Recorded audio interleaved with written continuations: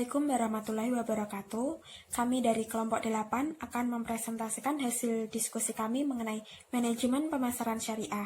Sebelumnya, perkenalkan saya Lutfi Asyarianti NIM 41. Di sini saya sebagai pemateri pertama. Yang pertama yaitu pengertian pemasaran dan manajemen pemasaran. Pemasaran sendiri merupakan suatu kegiatan pokok yang harus dipahami oleh manajer perusahaan dalam rangka memenuhi kebutuhan konsumen melalui strategi atau teknik yang digunakan secara tepat untuk mempertahankan kelangsungan hidup perusahaan dalam rangka agar perusahaan tersebut semakin berkembang dan mendapat laba atau keuntungan dari penjualan produk atau jasa yang ditawarkan tersebut. Kegiatan pokok pemasaran sendiri meliputi yang pertama, menciptakan produk dan jasa yang dibutuhkan dan diinginkan konsumen, menetapkan harga yang bersaing dan terjangkau oleh konsumen, mendistribusikan barang tersebut agar berjalan dengan lancar, dan mempromosikan barang atau jasa tersebut agar lebih dikenal, diminati, dan dibeli, sehingga selalu diingat oleh konsumen.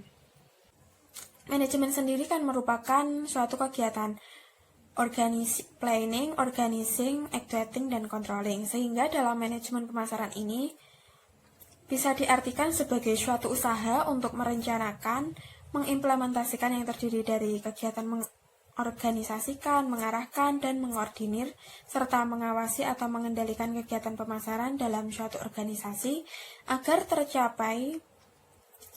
tujuan perusahaan tersebut bisa tercapai secara efektif dan efisien, di mana yang tujuannya yaitu untuk memenuhi kebutuhan konsumen sehingga mendapatkan laba dan bisa mempertahankan kelangsungan hidup perusahaan tersebut. Selanjutnya yaitu segmentasi pasar, di mana dalam segmentasi pasar ini perusahaan harus membagi pasar menjadi beberapa kelompok-kelompok pembeli yang berbeda yang memiliki kebutuhan, karakteristik, atau perilaku yang berbeda-beda juga dalam memenuhi kebutuhannya. Misalnya, perbedaan tingkat pendidikan, perbedaan tingkat ekonomi yang mempengaruhi daya saing mereka dalam memenuhi kebutuhannya, dan juga tingkat pendidikan itu juga mempengaruhinya. Segmentasi pasar ini berarti membagi pasar yang semula bersifat heterogen, yang semula banyak, dikelompokkan menjadi yang bersifat homogen, sehingga memudahkan bagi perusahaan dalam mengenali kebutuhan konsumen, apa yang ia butuhkan, kemudian perusahaan bisa memenuhi kebutuhan konsumen dengan baik. Macam-macam dari segmentasi pasar ini atau yang mempengaruhi perbedaan kebutuhan dapat dikelompokkan menjadi beberapa kelompok berikut. Yang pertama, segmentasi geografis, di mana dalam segmentasi geografis ini dibedakan berdasarkan pada lokasi atau wilayah tertentu terhadap target pasar atau konsumen potensial. Yang selanjutnya, berdasarkan segmentasi geografis, di mana pengelompokan ini berdasarkan pada tipe-tipe dan berbagai jenis kependudukan terhadap target pasar atau konsumen potensial produk atau jasa. Yang ketiga yaitu segmentasi perilaku atau gaya hidup. Pengelompokan ini berdasarkan pada perilaku target pasar potensial yang diamati, mulai dari gaya hidup yang dijalaninya sehari-hari, nilai kehidupan yang dianut, serta kepribadian dari target pasar potensial. Yang keempat yaitu segmentasi psikografis, di mana psiko ini dibedakan berdasarkan pada gaya hidup seseorang, sikap-sikap seseorang terhadap produk tertentu, dan minat-minat pelanggan. Yang terakhir yaitu dikelompokkan berdasarkan pengguna. Segmentasi berdasarkan pada penggunaan atau manfaat produk atau jasa tertentu terhadap target pasar potensial. Setelah kita memilih segmen pasar dari yang kita target, maka tugas kita selanjutnya yaitu kita harus memposisikan produk, merek, dan perusahaan. Sebelumnya, positioning itu merupakan tindakan merancang penawaran dan citra perusahaan sehingga bisa menempati suatu posisi yang khas dibanding para pesaing dalam benak pelanggan sasarannya. Sebuah perusahaan dapat menentukan posisinya melalui persepsi pelanggan terhadap produknya dan produk pesaingnya, sehingga akan menghasilkan peta persepsi. Dengan menggunakan informasi ini, dapat dikenali berbagai strategi penentuan posisi. Kita harus bisa memposisikan produk, merek kita dan perusahaan kita di dalam benak pelanggan target pasar tersebut. Mengapa kita harus memposisikan itu di benak pelanggan? Karena menurut Ulrich dan Jack Trout, persaingan dalam memperebutkan pelanggan tidak bisa dilakukan di pasar saja, tetapi di benak si pelanggan tersebut. Contoh dari positioning sendiri, misalnya produknya Lifebuoy mengatakan bahwa ia merupakan sabun kesehatan, yang artinya ia sedang membangun kepercayaan kepada setiap pelanggan bahwa ia memang benar-benar sabun untuk kesehatan. Jadi, Lifebuoy ini akan setia dengan posisi yang menyatakan dan berupaya membangun kepercayaan pada setiap produk yang dikeluarkan. Yang selanjutnya yaitu target pasar. Target yang berarti penargetan atau kegiatan mengincar sesuatu yang telah ditentukan. Dalam marketing, targeting yang berarti usaha yang dilakukan oleh suatu perusahaan atau organisasi bisnis dalam memilih target pasar yang telah dibuat segmentasinya, sebagai salah satu langkah untuk mencapai tujuannya tersebut, yaitu penjualan dan kepuasan pelanggan. Selanjutnya yaitu diferensiasi. Untuk memenuhi janji yang tercantum dalam rumusan positioning yang telah kita buat tadi, kita harus bisa membangun diferensiasi yang kokoh. Diferensiasi sendiri merupakan pembeda. Dalam marketing, diferensiasi ini merupakan suatu tindakan merancang satu set perbedaan untuk membedakan penawaran perusahaan dari penawaran pesaing.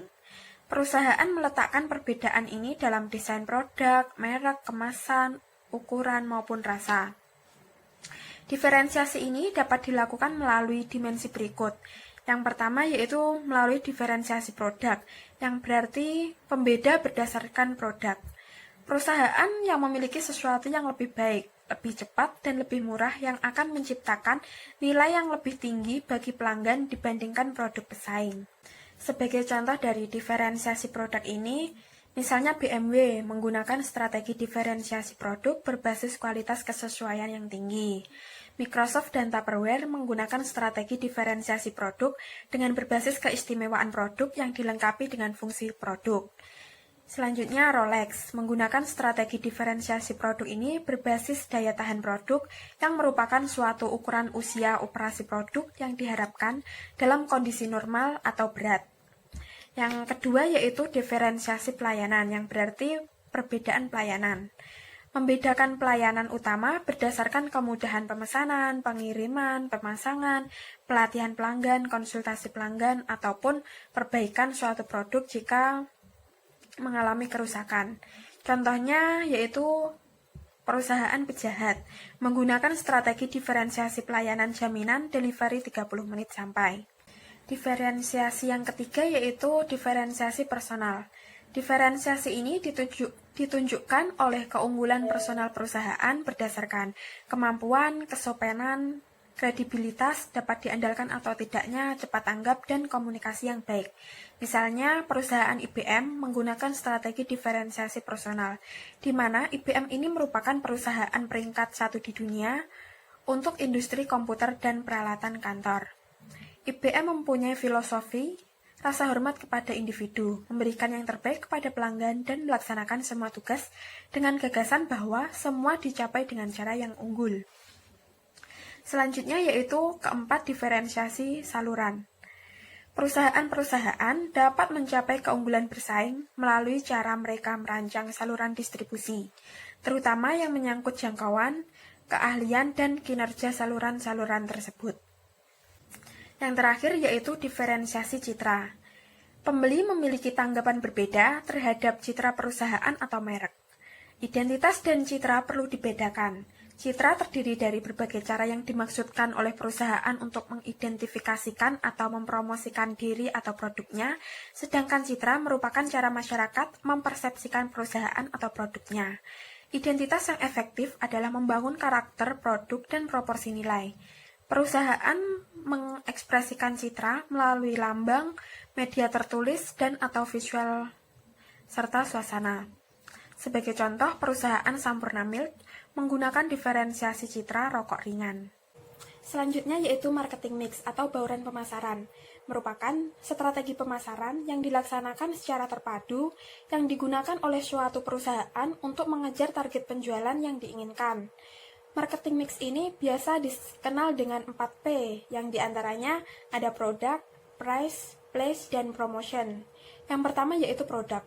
Konsep produk sendiri merupakan mindset atau pola pikir konsumen tentang suatu produk. Misalnya, produk bagus itu mahal, awet, dan berkualitas.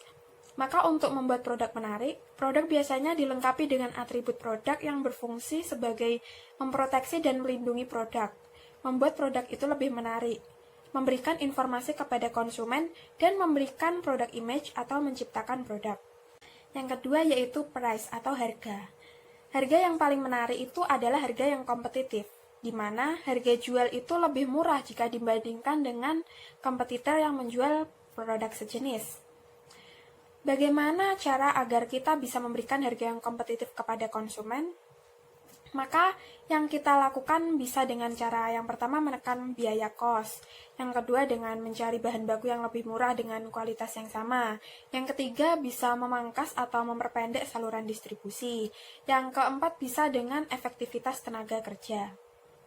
Yang ketiga yaitu place tempat atau distribusi. Place berarti memindahkan tempat pemasaran yang strategis. Distribusi pemasaran merupakan aktivitas memindahkan barang dari produsen ke konsumen karena aktivitas transaksi atau pemasaran. Macam-macam distribusi itu bisa berupa distribusi langsung, artinya barang dari produsen langsung ke konsumen akhir. Ada juga yang distribusi semi langsung, dari produsen ke pengecer lalu ke konsumen akhir. Ada juga yang distribusi tak langsung, dari produsen ke distributor, selanjutnya ke agen, pengecer, lalu ke konsumen akhir. Jadi, saluran distribusi apapun yang dipilih, semakin panjang saluran distribusi yang sampai ke tangan konsumen, maka harga yang didapat ke konsumen itu semakin mahal. Begitu pula sebaliknya, jika distribusi langsung, maka dari produsen langsung ke konsumen, maka harga yang didapat juga akan semakin lebih murah. Yang keempat atau terakhir yaitu promotion. Promosi itu merupakan kegiatan mengenalkan produk kepada calon konsumen yang sifatnya itu persuasif atau mempengaruhi, dengan tujuan menarik minat konsumen untuk mencoba produk yang kita tawarkan.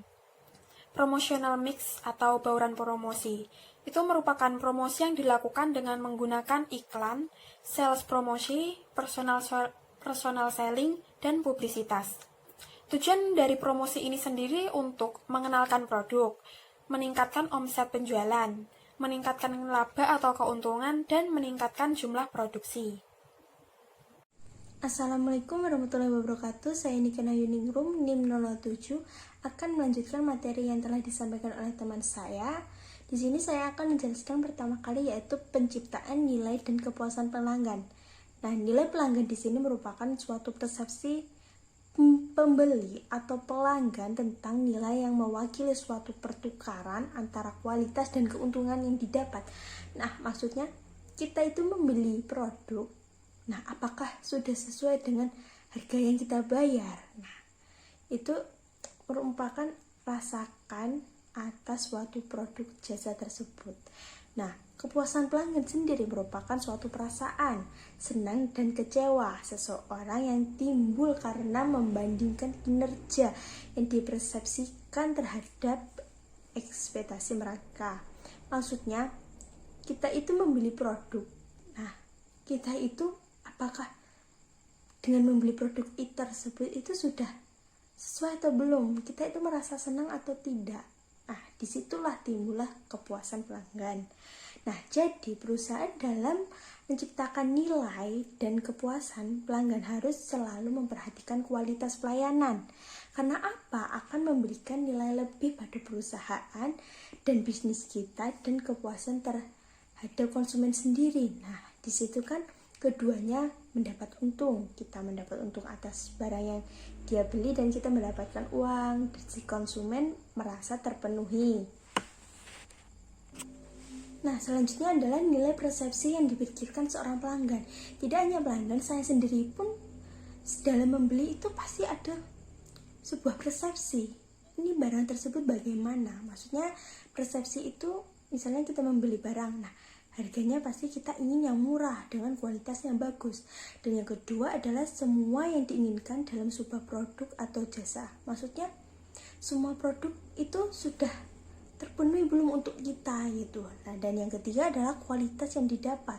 Maksudnya kualitas dari barang tersebut atas harga yang kita bayarkan itu seberapa? Apakah sudah sesuai dengan keinginan kita atau yang kita harapkan. Nah, dan yang terakhir, apa yang dapat sebagai ganti dari apa yang berikan. Maksudnya kita kan mendapat barang tersebut, nah sesuai dengan yang kita bayarkan. Nah, itu maksudnya begitu. Selanjutnya adalah faktor kepuasan pelanggan. Nah, faktor kepuasan pelanggan itu tergantung pada kualitas produk yang pertama kali. Nah, maksudnya itu kualitas produk yang baik akan memberikan kepuasan yang lebih pada konsumen dan akan memberikan rasa muncul ingin membeli lagi terhadap barang tersebut. Nah, dan yang kedua adalah harga produk. Nah, harga produk tersebut berpengaruh pada konsumen karena apa? Jika harga produk murah, konsumen semakin ingin membelinya itu. Jadi dia tidak akan berpindah dengan yang lain. Nah, dan yang ketiga adalah kualitas layanan. Maksudnya seberapa baik layanan yang diterima oleh konsumen, pelanggan akan puas atas pelayanan tersebut. Nah, sikap terhadap produk yang selanjutnya yaitu sikap yang muncul dari emosi atau perasaan seseorang dari kita membeli barang tersebut. Kita itu menjadi senang ataukah bagaimana ataukah kecewa. Nah, itu adalah sikap terhadap produk tersebut. Nah, yang selanjutnya adalah kepuasan yang bukan dari kualitas produk. Maksudnya itu tapi nilai sosial atau harga diri kita membeli barang tersebut.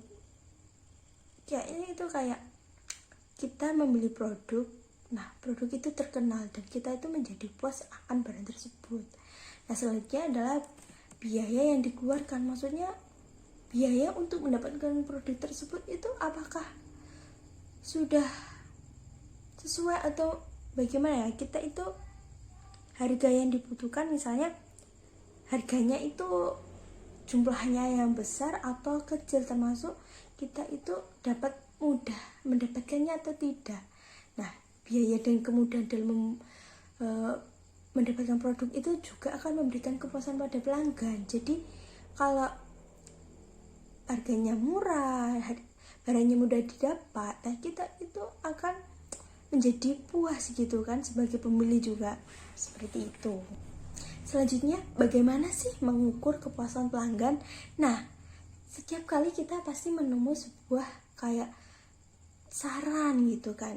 Nah, di sini mengukur kepuasan pelanggan kita itu menggunakan sebuah sistem keluhan dan saran. Nah, di sini kita akan mendapat informasi dari pelanggan terhadap produk kita atau pelayanan dari perusahaan kita sendiri. Nah, seperti itu.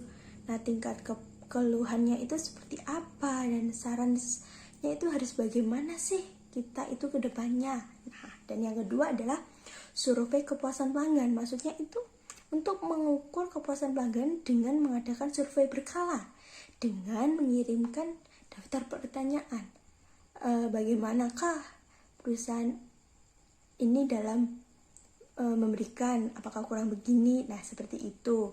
Nah, maksudnya kita itu harus mengetahui bagaimana sih perasaan mereka terhadap pelayanan yang kita berikan. Nah, pendapat mereka terhadap kinerja kita gitu, dan itu akan memberikan dampak yang positif untuk membangun bisnis kita.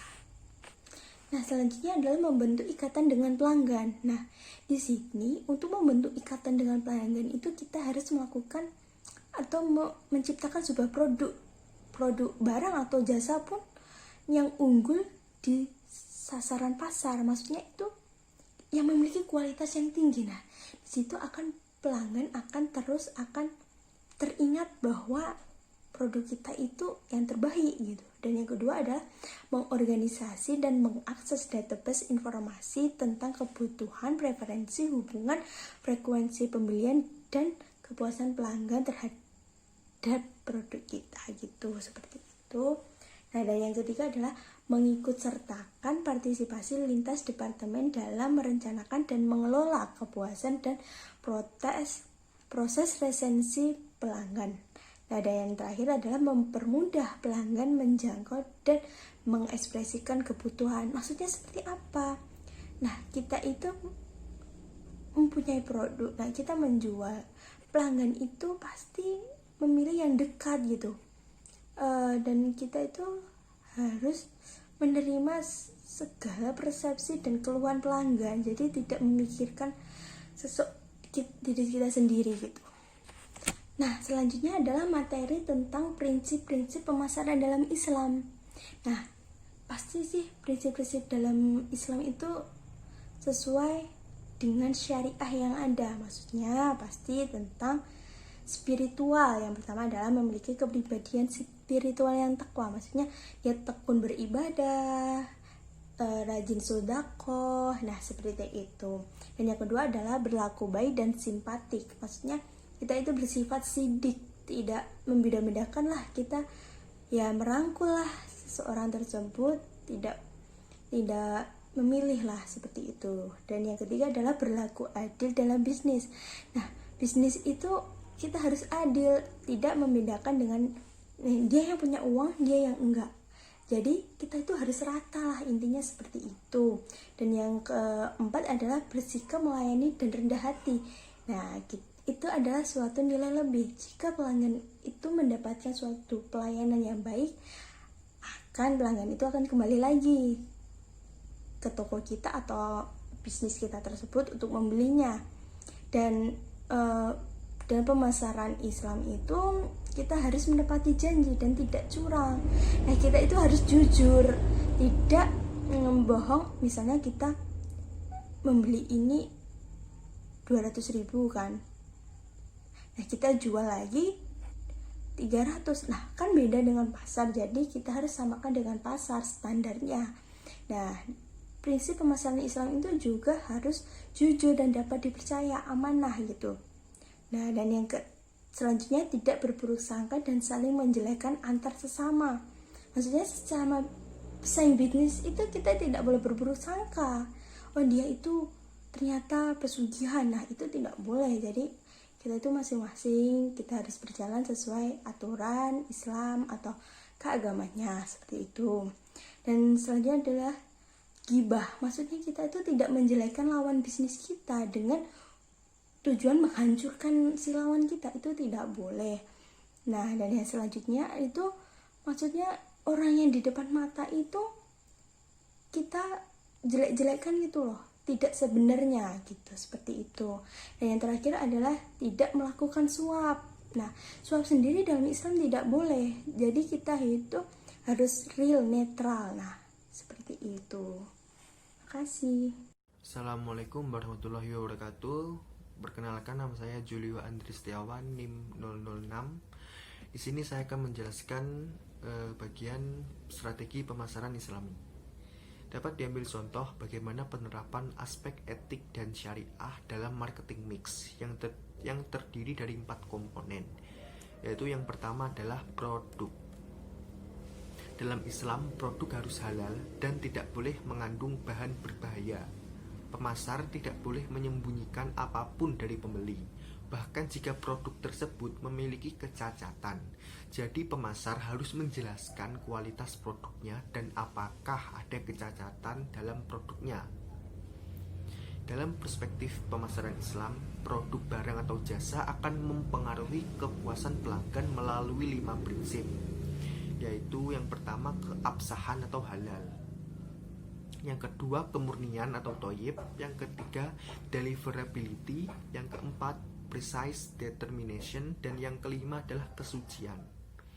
Prinsip yang pertama, produk harus halal. Produk tidak boleh menyebabkan kegelisahan dan mengarah pada ketidakpuasan pelanggan tentang produk tersebut. Prinsip yang kedua, bahwa produk harus thoyyib, harus memiliki fitur berkualitas tinggi dan sesuai antara deskripsi fitur dengan kenyataannya.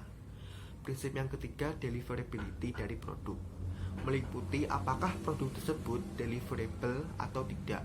Dalam hal ini penjual hanya boleh menjanjikan produk yang dapat dipastikan ketersediaannya. Lalu prinsip yang keempat adalah precise determination, yang meliputi jumlah yang tepat dan kualitas produk yang sesuai dengan produk knowledge-nya. Penjual harus mampu menginformasikan pembeli tentang karakteristik atau ingredient sebenarnya dari produk. Prinsip yang kelima adalah kesucian produk. Produk haram seperti babi tidak boleh dijual kepada pelanggan karena tidak suci. Lalu dalam marketing mix yang kedua adalah price atau harga. Harga tidak boleh rendah dari harga standar pasar karena akan merugikan penjual lain. Maka dari itu, hindari harga yang lebih rendah dari harga standar pasar agar tercipta persaingan yang sehat. Islam melarang diskriminasi harga antara penawar dan non-penawar dengan cara menjual kepada mereka produk yang sama dengan harga yang berbeda. Dalam hal ini, Said dan Sohail berpendapat bahwa diskriminasi harga seperti itu termasuk riba. Selanjutnya, Niazi menambahkan bahwa ketertutupan pasar, penimbunan manipulasi harga yang tidak dibenarkan, pelarangan bagi seseorang untuk memasuki pasar tidak diperbolehkan dalam Islam. Argumen yang sama dikonfirmasi oleh Hasan, Caci, dan Abdul Latif yang menambahkan bahwa Islam tidak melarang kontrol harga dan manipulasi untuk tujuan memenuhi kebutuhan pasar. Misalnya praktik saat ini maskapai penerbangan, hotel, dan beberapa industri lain yang tergantung pada strategi diskriminasi harga yang pelanggan harus membayar biaya yang berbeda karena faktor tanggal. Oke, yang ketiga adalah place atau tempat. Pemasaran Islam melarang yang pertama memanipulasi ketersediaan produk yang bertujuan mengeksploitasi pelanggan.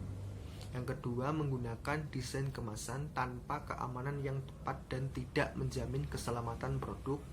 Yang ketiga, kemasan produk yang tidak pantas. Selanjutnya, pengangkutan produk berbahaya dan beracun melalui jalan raya umum. Selanjutnya, mendistribusikan produk haram bersamaan dengan produk halal. Perilaku seorang pemasar Islam harus mencerminkan kejujuran dengan tidak menipu pelanggan, sehingga tujuan memaksimalkan kepuasan pelanggan dalam pemasaran Islam juga berorientasi pada perwujudan kesejahteraan dan kehidupan mulia umat manusia secara keseluruhan. Jadi saluran distribusi sangat penting untuk kepuasan dan pengikat pelanggan. Namun demikian, prinsip-prinsip etis pemasar Islam mencegah sesuatu yang akan membawa ketidaknyamanan baik bagi pelanggan maupun bagi masyarakat luas. Dengan demikian, semua elemen bauran pemasaran yang saling tidak halal atau tidak etis, maka semua produk terkait menjadi tidak layak untuk dikonsumsi atau digunakan, dan hal itu tentu saja menjadi tidak boleh didistribusikan kepada pelanggan. Jika produk halal tapi harga terlalu tinggi karena distribusi, maka produk tidak harus didistribusikan. Demikian juga halnya jika produk yang dipromosikan mengandung unsur tipuan, maka produk juga tidak harus didistribusikan.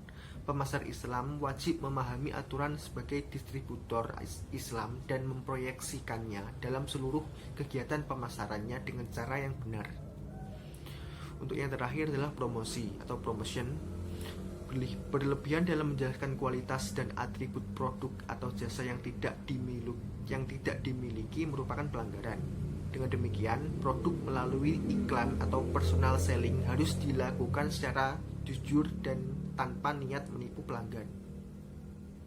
Dalam etika Islam, teknik promosi juga tidak harus menggunakan daya tarik seksual, daya tarik emosional, penciptaan rasa takut, kesaksian palsu, dan daya tarik penelitian semu, memanfaatkan ketidaktahuan konsumen, dan pemborosan dengan tujuan untuk mendapatkan keuntungan dan pangsa pasar yang lebih besar. Oke, poin selanjutnya yaitu pemasaran dan penjualan dalam Islam. Yang pertama adalah konsep dan filosofi dasar. Dalam pemasaran Islam, seseorang harus bahwasannya setiap aktivitas pemasarannya ia selalu diawasi oleh Allah Subhanahu wa taala, sehingga sangat berhati-hati dalam menjaga aktivitas pemasarannya. Berbeda dengan pemasaran konvensional, pemasaran konvensional merupakan pemasaran yang bebas nilai dan tidak mendasarkan pada nilai-nilai ilahiyah dalam segala aktivitas pemasarannya. Pemasar hanya lebih fokus pada pencapaian target penjual yang telah ditetapkan. Yang kedua adalah etika pemasar. Pemasar Islam sangat memegang teguh etika dalam melakukan pemasaran kepada calon konsumennya. Sangat menghindari kebohongan berlebihan dalam promosi, menjaga kejujuran dan janji. Dibandingkan dengan pemasaran konvensional, cenderung bebas nilai sehingga seorang pemasar bebas menggunakan cara-cara meskipun bertentangan dengan syariah. Oke, yang selanjutnya pendekatan dengan konsumen. Konsumen dalam pemasaran Islam diletakkan sebagai mitra sejajar. Perusahaan tidak menjadikan konsumen sebagai sapi perah untuk membeli produknya. Olehnya tidak boleh melakukan aktivitas pemasaran yang merugikan konsumen. Selalu berupaya menciptakan nilai produk yang positif dan umpan balik dari konsumennya. Sebaliknya, pada pemasaran konvensional, cenderung konsumen diletakkan sebagai objek untuk mencapai target penjualan semata. Konsumen terkadang dirugikan dengan janji yang berbeda dengan realitas. Oke, yang keempat adalah cara pandang terhadap pesaing. Dalam pemasaran Islam, setiap perusahaan dapat bersaing secara sehat dan masing-masing punya peluang untuk berkembang dengan baik tanpa menjatuhkan pesaingnya. Hal berbeda pada pemasaran konvensional, cenderung menganggap pesaing sebagai pihak lawan yang harus dimatikan karena dapat menghambat laju perusahaan. Yang terakhir adalah budaya kerja. Budaya kerja yang harus diaplikasikan adalah bagaimana budaya kerja yang dituntunkan oleh Rasulullah SAW, yaitu memiliki sifat yang pertama kejujuran atau sidik, yang kedua cerdas atau kompeten atau fatonah, yang ketiga bertanggung jawab atau amanah, dan yang terakhir mampu menyebarluaskan dan mengkomunikasikan aktivitas kerja yang baik atau tabligh.